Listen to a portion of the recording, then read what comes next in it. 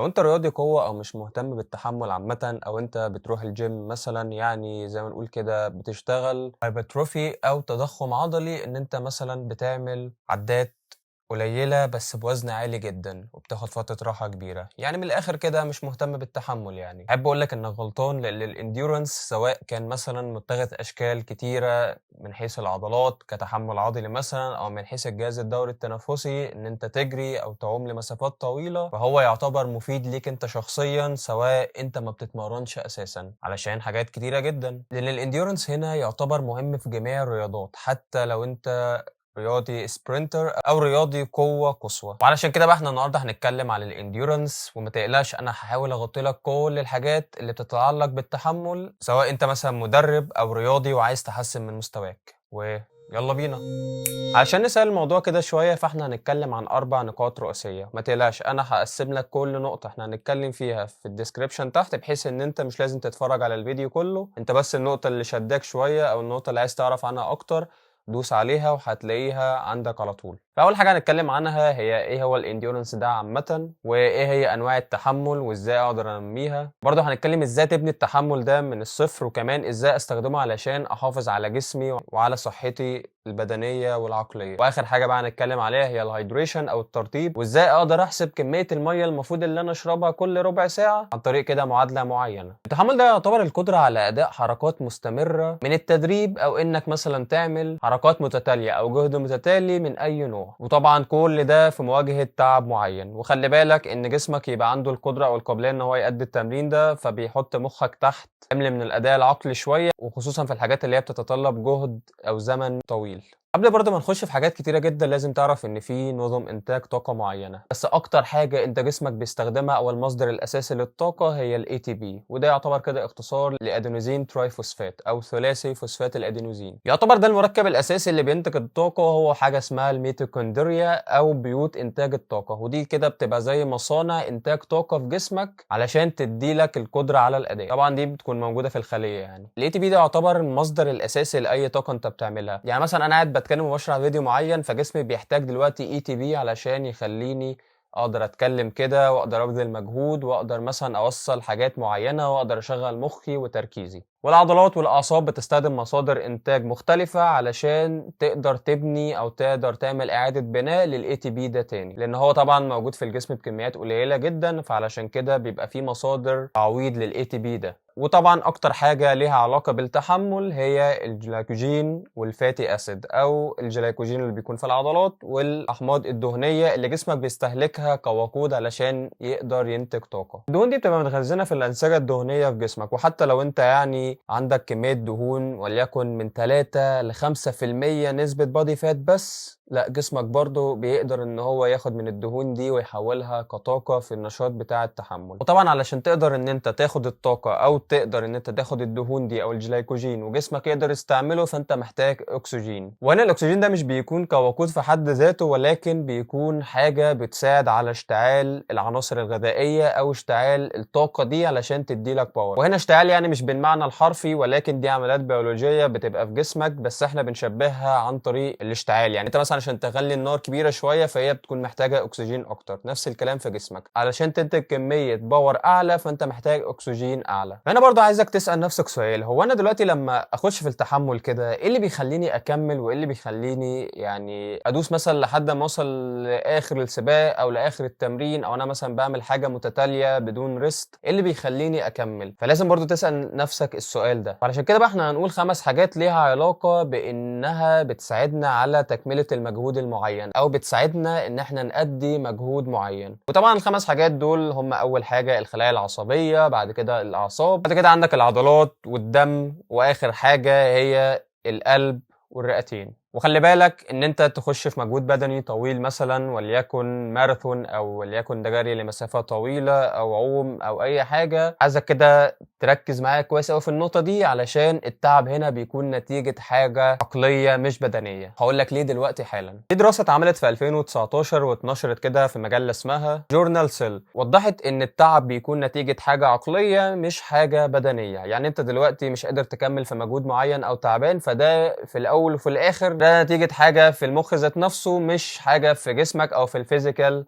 اسبيكت او مثلا في الجهد البدني اللي انت بتعمله. وده عن طريق كده ان في خلايا في جذع الدماغ اللي هو في الجزء الخلفي من المخ، الخلايا دي بتتوقف عن العمل، ولما بتتوقف عن العمل فالمفروض ان الخلايا دي كانت بتفرز ماده كده اسمها الابنفرين، ده اللي هو الادرينالين، ده المسؤول ان هو مثلا يخلي نبضات قلبك تعلى شويه ويخليك تشترك في نشاط معين. فالابنفرين ده كده ما بقاش يتفرز دلوقتي علشان الخلايا دي توقفت عن العمل. ويعني زي ما احنا مثلا بتكون مسترخيين وعايزين ننام، فمستويات الابنفرين دي في مخنا بتكون قليله شويه علشان تهيئ جسمك للنوم. فهم بقى كده جابوا مجموعه من الناس وحطوهم في تجربه كده معينه، وهي عباره عن ان هم اتحركوا لمده ومسافه معينه علشان يوصلوا لهدف معين. بس هم تلاعبوا بالبيئه البصريه شويه عن طريق ان هم حطوا كده اشارات مضلله او اشارات عاكسه، ان انت مثلا يقول لك انت كده ماشي صح وكده ماشي غلط. في الاخر كده يعني الناس افتكرت ان كل المجهود اللي هم بيعملوه ده على الفاضي، فعلشان كده هو مش عارف شغال صح ولا لا. في برضه خليه عصبيه في جسمك اسمها جليا، هي اسمها اللاتيني كده يعني، دي مهمتها ان هي تعرف كميه الابنفرين اللي بتتفرز في مخك عن طريق حاجات كده معينه. فعند نقطه معينه كده حصل ثريش هولد او حصل عتبه ان خلاص كده جسمك مش قادر يفرز الابنفرين تاني. يعني من الاخر كده مفيش اشارات عصبيه علشان توصل من الدماغ للجسم، وبالتالي كده مفيش مجهود زياده هيتعمل. فيعني مخك بيقول لجسمك كده. علشان كده التعب في الاساس بيكون ذهني الاول قبل ما يكون بدني. طبعا هو مخك المتحكم الاول والاساسي في جميع عضلات جسمك، لان هو بيبعت اشارات عصبيه بتخلي العضلات تنقبض. طبعا بقى عشان الخلايا العصبيه دي تشتغل فهي محتاجه جلوكوز، والجلوكوز ده بيجي عن طريق الكربوهيدرات، ده بيكون يعني المنتج او الناتج الاساسي لتحلل الكربوهيدرات في جسمك او هضمها في جسمك. وطبعا مفيش اشارات عصبيه هتكون شغاله بجوده كويسه بدون توافر زي ما قلنا الجلوكوز اللي هو بيتمثل في الكربوهيدرات، وكمان الصوديوم والبوتاسيوم والمغنيسيوم. الحاجات دي كلها مهمة جدا لعملية الانقباض العضلي وعملية توصيل الإشارات العصبية اللازمة، كل ده علشان تقدر تأدي الأداء بصورة مستمرة في التحمل يعني. وده طبعا هياخدنا للنقطة اللي بعدها، وهي إيه هي الأربع أنواع من التحمل، إزاي أقدر أبنيهم. مبدئيا كده أنت عندك أول نوع اللي هو حاجة اسمها ماسكولار انديورنس أو التحمل العضلي، وده بيكون قدرة العضلات إنها تقدر تأدي أداء لمدة طويلة بدون التعرض للتعب. ده طبعا يعتبر مهم جدا في رياضات بدنية كتيرة قوي. أقل حاجة طبعا هو السوينج اللي أنت بتعمله في رياضة الجولف، وكمان السوينج اللي بيتعمل في التنس، وكمان هتحسن قدرتك إنك تشترط في حاجات عدة علشان الناس اللي بيبقى عندها ماسكولار انديورنس او الناس اللي بيبقى عندها تحمل عضلي كويس فيقدر ان هو يؤدي النشاطات بصوره عاليه جدا. ولما نيجي نتكلم عن طرق تنميه التحمل العضلي ده، فهتعرف ان انت المجموعات بتاعتك لازم تكون 3 ل 4 مجموعات، حوالي من 12 ل 100 عده. طبعا 100 عده دي صعب ان حد يعملها، بس احنا بنحط رينج معين. بس يعني الواقعي واللي شغال مع الناس كلها ان انت بتعمل التحمل العضلي لو في الجيم مثلا في حوالي 4 مجموعات لحد اقصى حاجه ممكن تعملها 25 عده. بس انا جاي اقول لكم ان انت ممكن تعرف تعمل لحد 100 عده، ولكن الموضوع هيبقى صعب معاك شويه. الراحه هنا بقى بتكون من 30 ل 180 ثانيه، يعني حوالي نص دقيقه لحد 3 دقائق على حسب النوع اللي انت بتعمله من الشده. خلي بالك احنا كده كده بنتكلم عن التحمل، فطبعا انت مش هتوصل لحد شده 70%، كل اللي احنا بنتكلم فيه ده عن شده 60%. عندك مثلا تمرين مشهور جدا يعني مش بيحتاج كمان ادوات زي تمرين البلانك. البلانك ده يعتبر تمرين تحمل عضلي. طبعا كل ما التايم يكون عندك زياده كل ما يكون ادائك في التمرين ده كويس قوي. طبعا التمرين ده بينمي التحمل العضلي مش القوه العضليه، لان خلي بالك ده بيساعدك في حاجات كتيره جدا، لان بيشتغل على عضلات معينه مثلا في عضلات ظهرك، وبالتالي بتساعدك على الحفاظ على قوام صحي وسليم، ان انت كل شويه ظهرك ما يوجعكش، او ان انت مثلا مع الوقفه الكتيره تلاقي عضلاتك ضعفت شويه فبالتالي اثرت على الام عندك في جسمك. وطالما احنا بنتكلم عن التحمل العضلي فاحنا لازم نعرف حاجتين مهمين قوي، ان في كده حاجه اسمها concentric interaction والcentric contraction.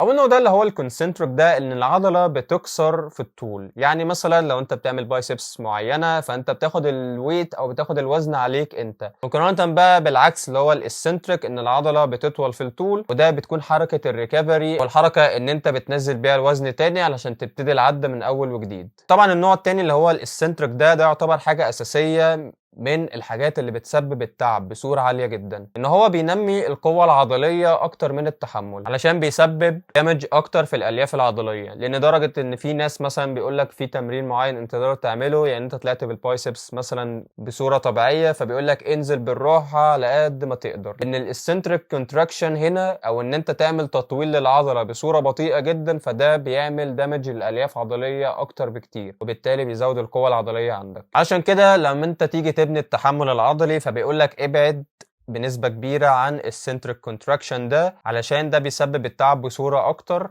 وبصورة اعلى، فبالتالي انت مش هتقدر ان انت تكمل في الاداء وتبني التحمل. عندك مثال على التمرين ده الضغط مثلا، انت مش لازم تنزل لحد ما صدرك يلمس الارض رغم ان ده الصح في الضغط، ولكن لو انت بتنمي التحمل فممكن مثلا تنزل مش لازم صدرك ينزل علشان تقدر تعمل اكبر عدد من عدات ضغط معينه. برضو نفس الكلام في العقله، انت بتطلع لحد مثلا ده انك تعدي البار، لما تيجي بقى تنزل ما تنزلش بالراحه وما تسيبش جسمك خالص لحد ما دراعاتك كلها تتفرد وتعمل ستريتش، لا انزل بس يعني يا دوبك كوعك يتفرد واطلع تاني على طول علشان تقدر تبني انديورنس اعلى من غير ما تتعب بسرعه. تاني حاجه بقى او تاني نوع عندنا هو حاجه اسمها لونج ديوريشن انديورنس، وده اللي بيتلخص في الجري الطويل والسباحه الطويله وركوب العجل او اي نوع او اي نشاط انت بتعمله بيتعدى ال 12 دقيقه وبيكمل معاك لحد عده ساعات. طبعا النوع ده معتمد على استخدام الوقود اللي في العضلات زي الجلايكوجين والفاتي اسيد طبعا او الاحماض الدهنيه، وده بيتعمل مجموعه واحده بس، لان طبعا المسافه بتكون كبيره جدا، فانت بتتعمد ان انت تعمله لمده حاجه واحده بس.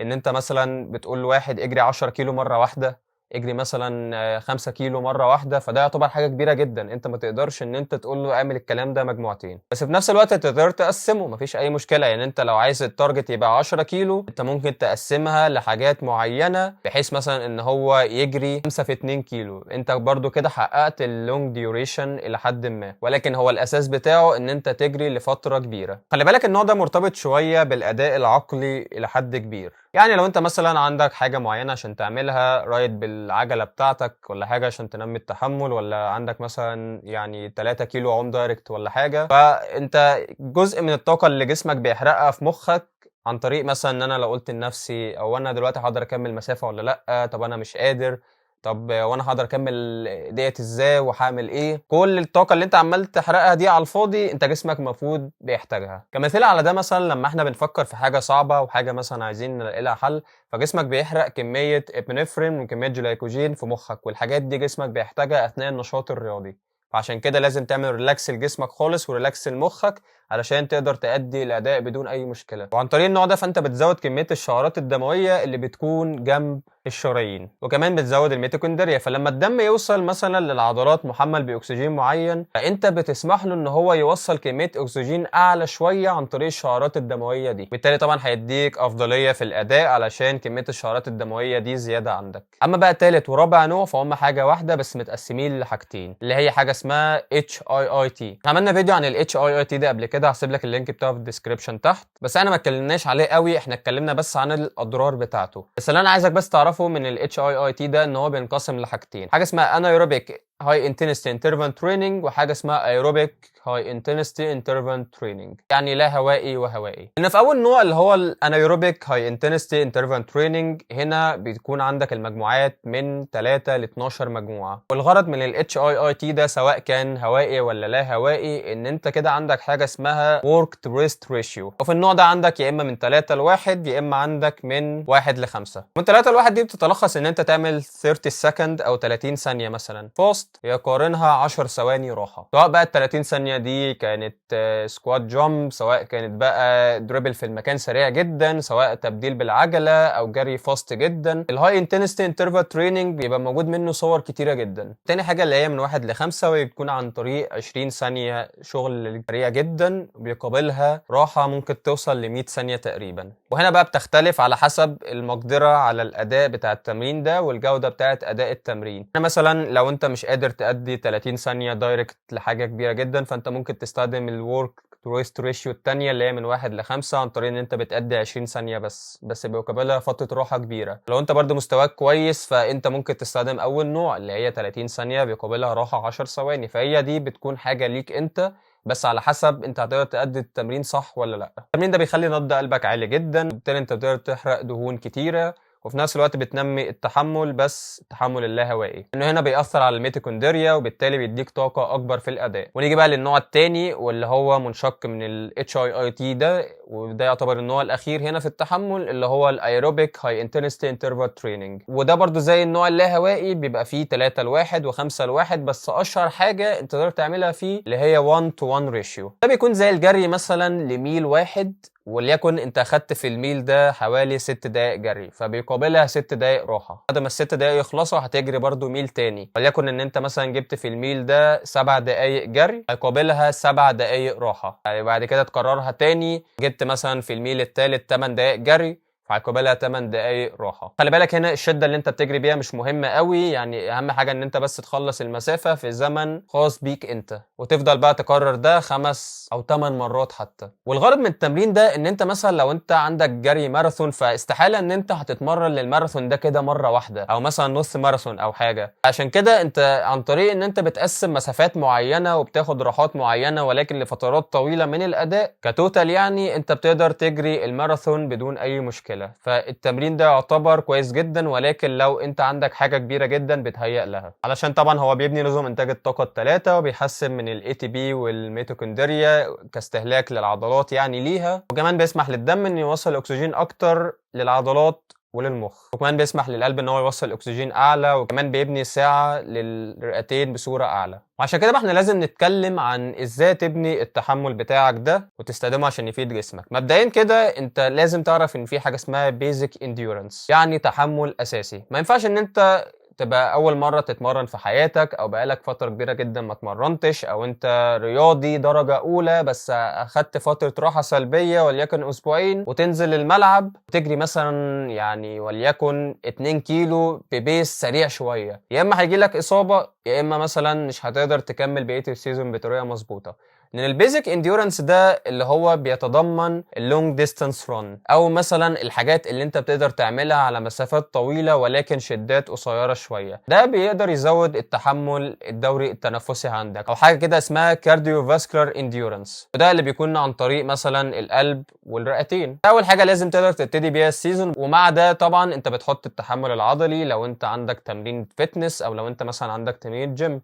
لان التحمل العضلي ده مش بيكون عن طريق الجيم بس، ده بيكون برضه عن طريق تمرينات الفتنس اللي هي بتشتغل مثلا بازمنه كتير زي البلانك مثلا، السايد بلانك، البريدج. كل التمارين دي تعتبر بتنمي التحمل لعضلات بطن معينه. بعد كده برضو انت ممكن تشتغل بقى على الحاجه اللي هي الصعبه اللي هي الانايروبيك انديورنس، وده بيكون عن طريق الاتش اي اي تي انايروبيك اللي احنا اتكلمنا عليه. لكن كل اللي انت وصلت له ده انت ما كنتش هتقدر توصل له بدون البيزك انديورنس. وعشان كده لو انت فهمت انواع التحمل كويس قوي هتقدر تحط خطه تنمي بيها التحمل او الانديورنس لنفسك بدون ما تجيب لنفسك اصابه، وكمان علشان تعمل بوست للانديورنس ده عن طريق أسس علمية محددة. وده بقى ياخدنا لآخر نقطة وهي الهايدريشن. طالما احنا قلنا تحمل يبقى لازم جسمك بيفقد سوائل علشان الأداء يكون طويل، خصوصا بقى لو الجو فيه رطوبة عالية أو الجو حر. لو انت فاكر ان الهايدريشن ده أو الترطيب ده بيكون عن شوية مية انت بتشربها، فحب أقول لك انك غلطان.